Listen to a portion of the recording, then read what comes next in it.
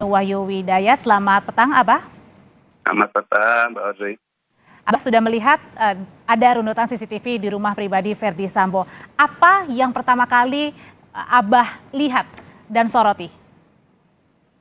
Kalau dibilang apa yang dilihat, ya lihat aja sebagai tayangan aja, dinikmati sebagai satu konten.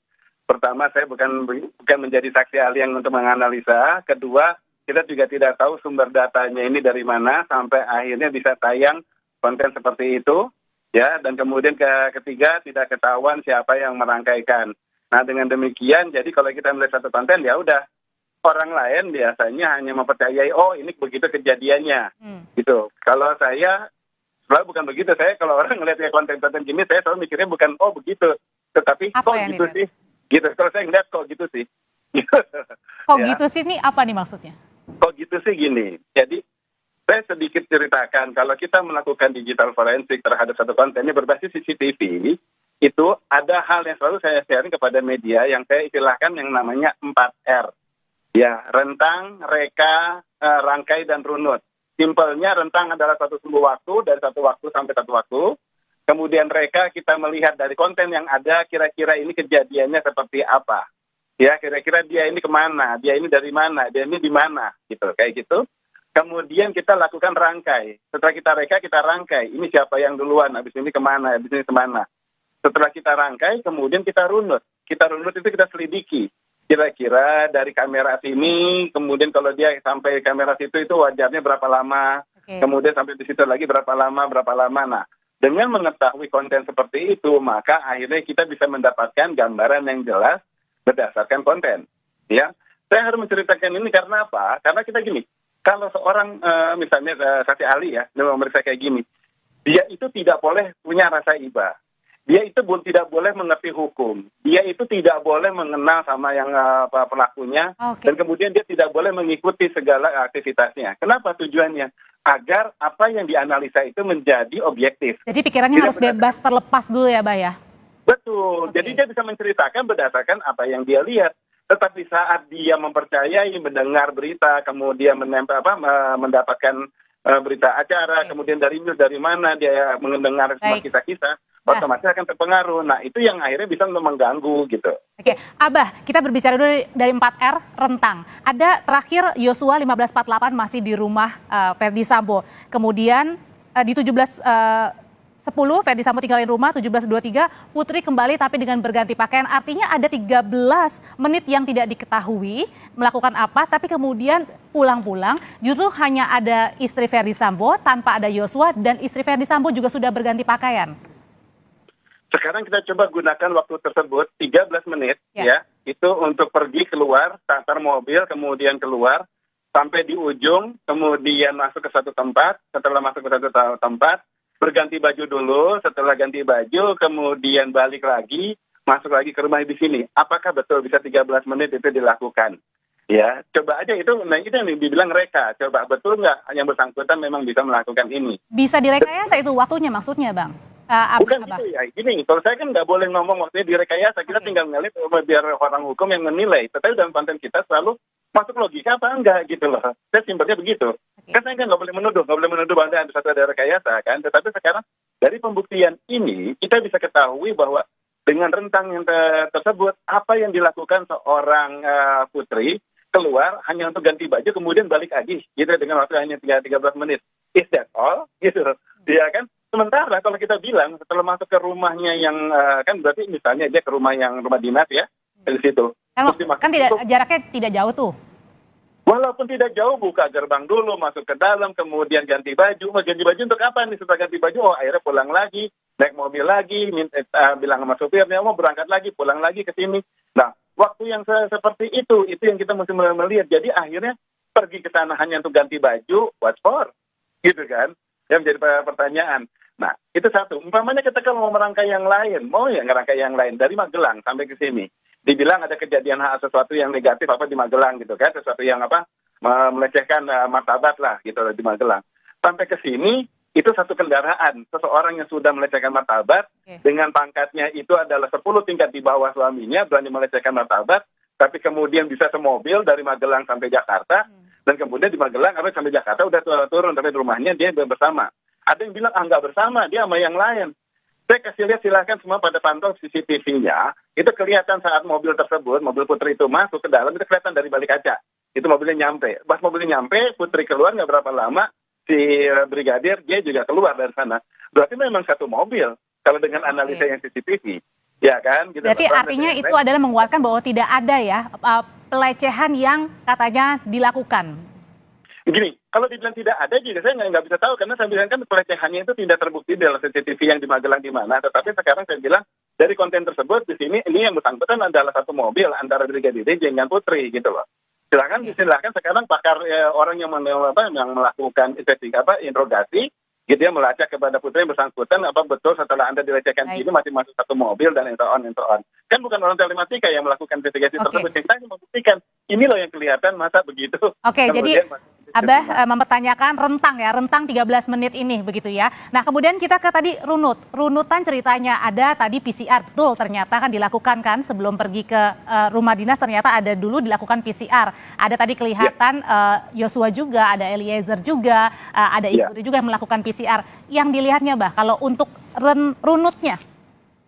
Kita runutnya begini, saat seseorang sudah melakukan satu hal yang negatif, ya, kemudian sangat tidak berkenan, itu pasti waktu itu juga kemudian harusnya secara skenario seorang Putri akan menelpon suaminya kemudian komplain mengenai apa perlakuannya yang brigadir gitu kan. Tetapi masih boleh masuk ke ruang rumah pribadi, bukan rumah dinas, ke rumah pribadi, dan di tes PCR juga as nothing happen, benar-benar bukan sesuatu yang apa disuruhnya dibentak-bentak yang kayak gimana gitu.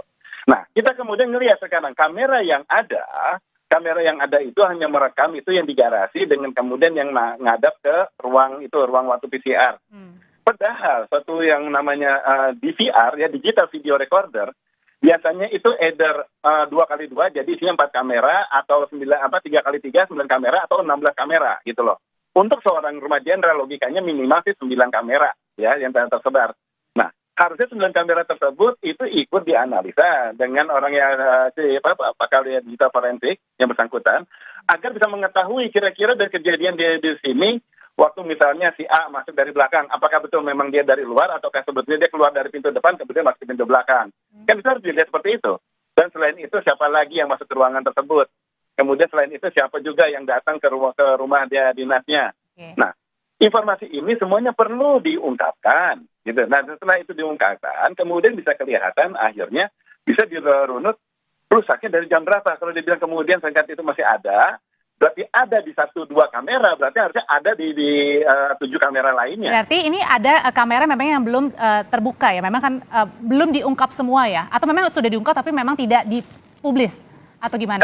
Jadi gini kan kita mendengar skenario-nya bahwa ada kamera yang rusak, ya kan dibilang gitu ya. Nah kan belum dijelaskan yang rusak ini yang di rumah pribadi atau yang di rumah dinas, ya kan? Kalau yang sekarang yang kita bikin skenario di sini karena adanya satu kejadiannya adalah di rumah dinas, TKP-nya di situ. Berarti yang di rumah ini kan normal-normal saja, yang di rumah pribadi. Kenapa tidak bisa ada lengkap kontennya di situ yang rumah pribadi gitu loh. Ya. Nah, kenapa kita bilang lengkap? Selalu yang namanya suatu objek analisa tidak hanya murni hanya menganalisa misalnya 3 objek, FF lewat, kemudian PC lewat, kemudian BJ lewat, udah situ aja. Nggak begitu, harusnya direkamnya benar-benar dirunut, dicari di skenario-nya, siapa-siapa saja yang lewat dan ada di ruang tersebut, di area tersebut, di rumah tersebut pada hari itu. Kenapa ini penting? Apabila itu mampu dianalisa, akhirnya mau pengembangan saksi-saksi bisa kelihatan langsung dari semua yang CCTV. Bahwa si A ini Anda juga ada di sini, Anda juga dinyatakan hadir. Pagi masuk jam sekian dan kemudian sampai malam Anda belum kelihatan keluar. Berarti saat kejadian Anda ada di dalam. Apa yang terjadi dengan Anda? Nah, CCTV ini bisa banyak bicara. Dan gitu. runutan itu akan bisa menjadi kereka? Bukan, reka itu belakangan. Gini, reka dulu runut itu terakhir. Setelah reka itu adalah kita mereka misalnya. Sebagai contoh, sewaktu kita mendapatkan skenario bahwa Barada tersebut rangkaian 3 mobil ini berhenti di satu rest area. Berhenti. Kemudian ceritanya kan adalah setelah berhenti di satu rest area, dibilang Barada ini buang air. Ya kan gitu ya, kata ke toilet. Nah, kata-kata itu tidak boleh kalau sebagai seorang yang digital forensik tidak boleh keluar. Karena apa? Karena tidak ada kamera lain yang menunjukkan bahwa dia ke toilet. Bisa aja dia sebetulnya ke warung beli rokok, dia ke warung beli permen, tidak ke toilet, kemudian balik lagi. Normalnya orang pasti setelah yang di perjalanan jauh, dia ke toilet. Tetapi tidak harus. Sekedar orang jalan lewat jembatan trotoar, kemudian masuk ke satu area, belum tentu dia ke toilet, apa yang membuktikan gitu. Atau bisa saja Jadi pada saat ada kata-kata yang seperti itu. pada saat di rest area itu misalnya bisa saja Yosua pada saat itu menelpon begitu ya? Bisa. Bisa jadi, ya kan? Bisa jadi dia menelpon. Nah, itu dibuktikan dengan nanti yang namanya CTD, ya, cell tower dump, ataupun kemudian dari CDR, dari situ kelihatan kalau dia CTD menyatakan dia ada di lokasi tersebut, betul berarti benar. Kemudian dia menelpon, ya kita bisa ketahuan dari CDR, kalau di record dia menelpon siapa. Gitu. Oke. Kemudian kita bergerak ke ambulans, Mbak. Ini tidak lama berselang, ada ambulans datang, tidak lama juga kemudian pergi meninggalkan rumah dinas. Itu sebenarnya. Aduh, saya jadi ketawa kalau soal ambulans. Gini.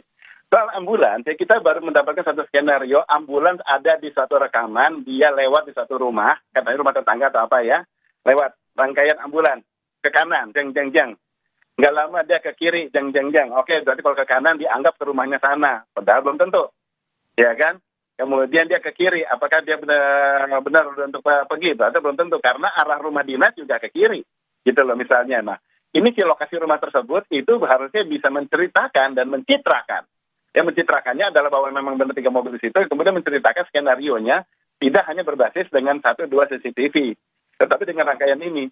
Kalau saya mau iseng misalnya diminta oleh seseorang, apa bikinin cerita yang kayak gini, saya bisa nggak sampai 3 hari, saya bikin aja satu kamera, saya tayangkan, kemudian dengan log time-nya jam sekian, saya lewatkan mobil, nggak kemana-mana, dia hanya lewat di gerbang aja, ngiung, berhenti. Nah, mobil lagi petugas, ngiung, berhenti, nggak kemana-mana, habis itu direkam, habis itu dibalikin lagi, wing, udah kelihatan. Kalau gitu apa yang Abah lihat dari kejanggalan datangnya ambulans? Kejanggalan itu. Ini kalau kita kembangkan, ini rangkaian mobil pada akhirnya ujungnya kan katanya menuju ke rumah sakit Polri, ya kan?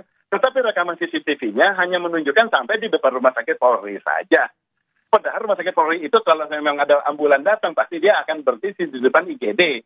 Kan nggak mungkin nguing ke dalam rumah sakit Polri kemudian sampai sana berhenti. Pasti kan harus diteruskan. Ini ada membawa seseorang yang ibaratnya ada orang sudah meninggal ataupun orang lagi sekarat kan? Itu kan pasti dibawa di IGD atau dibawa kemana kemudian dikeluarkan, pasti ada kamera juga yang menangkap orang kaya mobil ini, apa yang diturunkan mobil tersebut gitu loh. Dengan demikian benar-benar ketahuan apa yang dilakukan mobil ini, nggak hanya sekedar sampai pekarangan rumah sakit Polri selesai. Nah, kalau saya ya gitu, kita bilang nggak bicara analisa, tetapi karena yang terbentuk adalah seperti itu, ya sudah, itu yang saya bilang tayangan biarkan itu sebagai satu tayangan. Tetapi kalau dibilang sebagai satu analisa, menjadi pertanyaan besar. Kalau bagi saya menganalisa hal itu menjadi yang harus jadi bahan ulasan. Oke, jadi harus diulas ini ambulansnya kemana dan membawa apa begitu ya, Mbak? Iya, sampai ujungnya ketahuan turun, ketemu susternya atau siapa membawa kemudian berangkar atau apa kan untuk dorongin jenazah ataupun orang yang lagi sekarat didorong kemana ke dalam. Nah itu kan semuanya apalagi di rumah sakit kan banyak kamera-kamera itu gitu loh. Oke, Mbak, ya. Apakah mungkin CCTV yang rusak ini kemudian jadi betul semuanya, jadi bisa memastikan rentang, runut hingga rekanya? Oke, CCTV itu kalau dibilang rusak sebetulnya ada 3 area besar pada CCTV, yaitu media perekaman atau capturing media ya, yaitu si lensanya kamera perekam.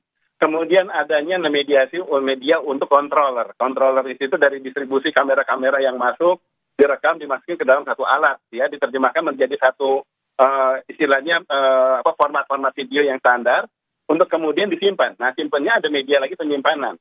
Pertanyaannya saat dibilang rusak, ini rusak yang mana, gitu loh? Ya, media perekam, media controller atau media penyimpanan. Ya. Kalau media penyimpanan tidak rusak, berarti rekaman di sini harusnya mau controller rusak kayak gimana, sampai diinjak-injak ataupun kemudian ya, media perekaman yang capture itu kejatuhan pohon sampai hancur, digigit diinjak sama Godzilla sekalipun nggak ngaruh karena harddisknya itu masih aman. Nah, rusaknya di sini di mana? Pertanyaannya adalah yang dibilang sama Kapolres yang rusaknya namanya decoder. Nggak ada CCTV, nggak ada decoder. Yang ada adalah digital video recorder, gitu, bukan decoder. Nah, jadi ini apa yang dibilang rusaknya yang apa?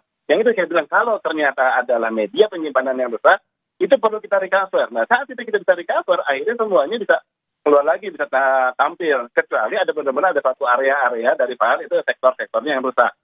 File-file itu beruntutan Mbak Audrey. Jadi namanya file rekaman CCTV itu per 10 menit direkam, 10 menit direkam. Jadi file-filenya banyak. Nah, itu bisa dilihat mana yang rusak gitu. Baik, artinya CCTV nanti bisa menjelaskan antara rentang, runut, hingga reka. Terima kasih Abimanyu Wahyu Widayat, ahli digital forensik. Abah sudah berbagi informasi di Kompas Petang.